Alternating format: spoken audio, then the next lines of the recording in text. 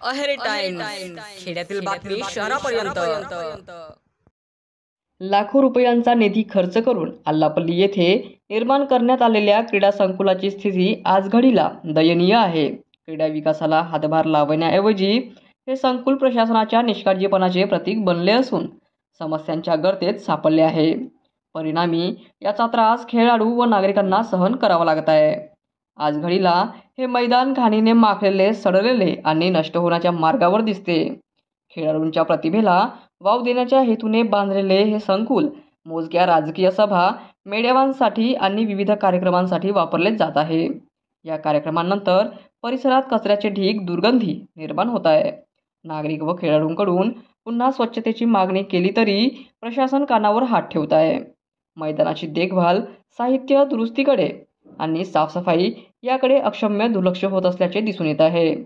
राज्य शासन आणि जिल्हा क्रीडा अधिकाऱ्यांच्या मंजुरीनंतर कोट्यवधी रुपयांत उभारलेले हे संकुल आजघडीला तुटलेल्या बाकांनी, गंजलेल्या लोखंडी साहित्य आणि तुटलेल्या शेड्सने व्यापले आहे।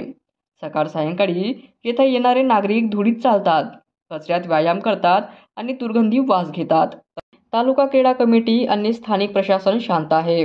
या कमिटीने खेळांच्या आयोजनासाठी आणि मैदानाच्या देखभालीसाठी जबाबदारी घेणे गरजेचे आहे। गेल्या काही वर्षांत या मैदानात झालेल्या कार्यक्रमांमधून मिळालेली रक्कम कुठे गेली हेच कळत नसल्याने नागरिक, खेळाडू आणि युवकांतून संताप व्यक्त केला जात आहे। क्रीडा संकुल हे खेळाडूंसाठी आहे की मेळाव्यांसाठी असा प्रश्न उपस्थित केला जात आहे। त्यामुळे यापुढे अशा सभांना आणि मेळाव्यांसाठी हे मैदान न देता प्रशासनाने तात्काळ स्वच्छता, दुरुस्ती आणि देखभाल सुरू करून या संकुलाचा मूळ हेतू तालुक्यातील क्रीडा विकास पुन्हा जिवंत करावा, अशी मागणी स्थानिकांकडून केली जात आहे।